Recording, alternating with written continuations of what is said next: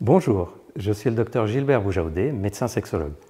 Bienvenue sur la chaîne Charles.co, la première chaîne YouTube dédiée à la santé sexuelle de l'homme. Avant de commencer cette vidéo, n'oubliez pas de vous abonner et d'activer la cloche de notification pour ne rien rater de nos prochaines vidéos.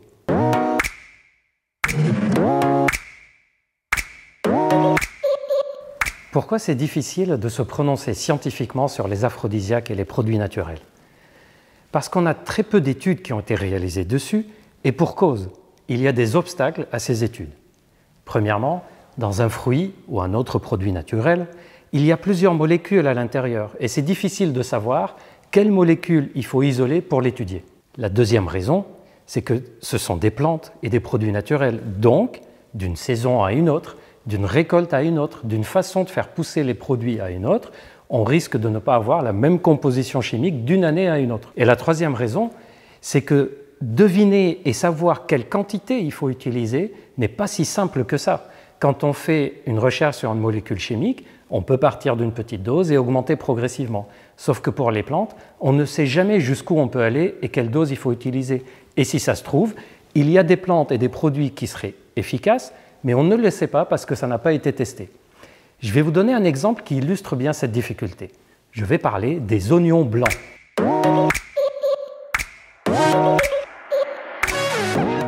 Et oui, si vous mangez des oignons blancs crus ou cuits dans un plat, il y a peu de chances que ça apporte quelque chose à votre libido, à votre sexualité.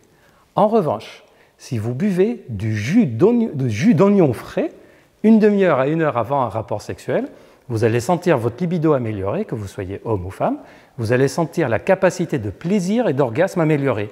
Et ça a été prouvé scientifiquement.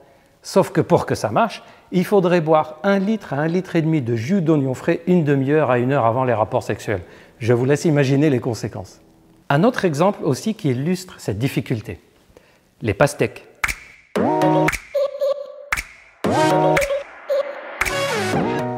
On a des preuves scientifiques que le pastèque peut améliorer la libido et les érections et peut améliorer même la capacité d'excitation chez la femme.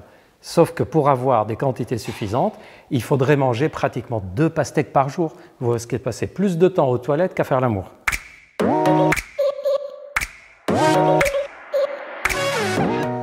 Malgré toutes ces difficultés techniques et scientifiques, on a quand même des études qui ont été étudiées contre placebo, c'est-à-dire on sait que ce n'est pas juste un effet psychologique et qu'il y a un effet réel physiologique de quelques produits et quelques plantes. Parmi les plus connus et pour lesquels on a le plus de données scientifiques, il y a premièrement le Tribulus terrestris.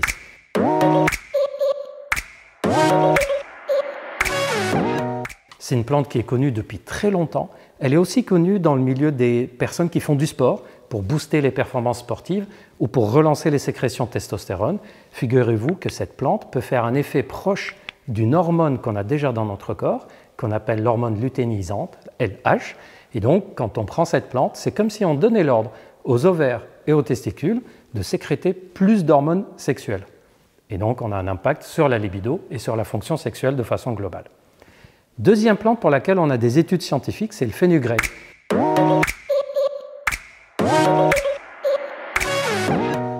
Et ça semble avoir un effet très proche du Tribulus terrestris, c'est-à-dire sur le plan hormonal. Troisième plante, c'est le bois bandé.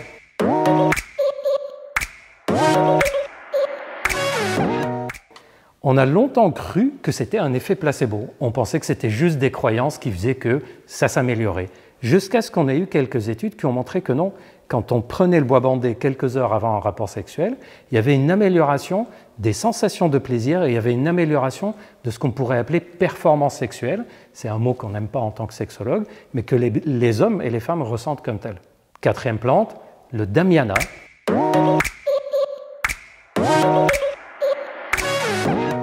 C'est une plante qui a un effet, pour le moment, inconnu. On ne sait pas exactement par quel biais ça marche, mais on sait que le fait de l'utiliser soit en l'avalant, soit en huile essentielle, en se massant le bas du dos, on a une amélioration de la libido, que ce soit chez les hommes ou chez les femmes.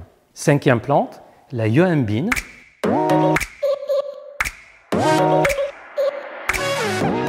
C'est un extrait d'écorce d'arbre et c'est un effet connu pour agir sur les récepteurs qu'on appelle récepteurs alpha dans notre corps. Et en fait, ça va augmenter la pression de sang qui rentre dans les organes génitaux.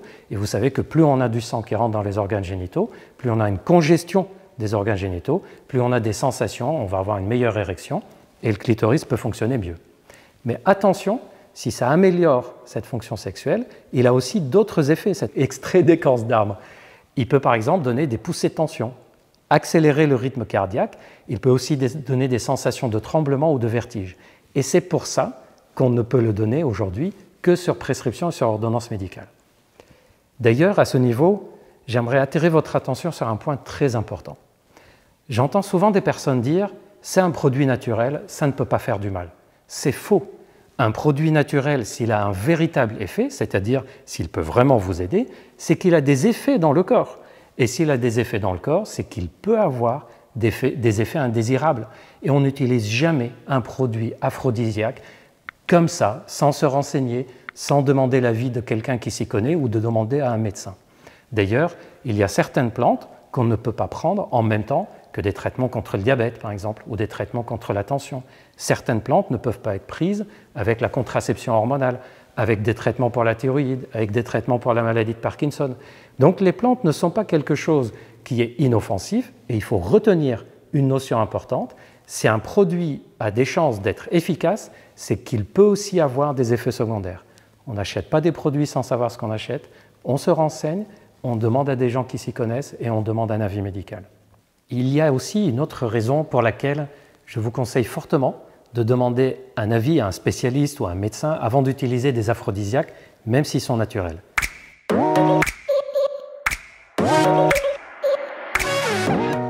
Ce n'est pas seulement pour votre sécurité, c'est aussi pour ne pas les prendre pour rien. Par exemple, il y a des produits qui ne seront pas efficaces s'ils sont pris en mangeant ou s'ils sont pris à jeun, donc de savoir comment utiliser ce produit. Il y a des produits qu'il faut prendre tous les jours régulièrement pour que ça fasse effet semaine après semaine, alors que d'autres produits sont à prendre uniquement de temps en temps. Donc la façon d'utiliser un produit aphrodisiaque peut influencer son efficacité et pas seulement sa sécurité d'emploi. Un avis est toujours intéressant. C'est la raison pour laquelle, sur Charles.co par exemple, nous avons répertorié des produits et des éléments naturels pour lesquels nous avons un minimum au moins de preuves scientifiques d'efficacité avec un avis médical. Et si vous avez un doute, n'hésitez surtout pas à avoir une consultation ou une téléconsultation pour demander au médecin si votre cas relève de l'utilisation d'un aphrodisiaque ou plutôt d'une phytothérapie adaptée à votre cas précis. Comme vous voyez donc, les aphrodisiaques, comme toutes les phytothérapies, sont aussi comme tous les autres produits qu'on utilise pour notre santé. Ils peuvent être très bons et très efficaces s'ils sont utilisés correctement, comme ils peuvent être décevants, voire dangereux, si on les utilise en dehors des règles médicales. Voilà, c'est tout pour cette vidéo. J'espère que ça vous a plu, que ça vous a donné des idées sur ce qu'on sait et ce qu'on ne sait pas sur les plantes. N'oubliez surtout pas de vous abonner pour recevoir les prochaines vidéos, de déclencher la cloche pour avoir les notifications de toutes les prochaines vidéos à venir. J'ai encore plein de sujets à vous raconter, surtout sur le plan de la sexualité. Dernier rappel, en matière de sexualité, on ne fait jamais ce qu'on nous dit de faire ou ce qu'il faut faire. On fait ce qu'on a envie de faire, comme on a envie de faire, et on se fait plaisir.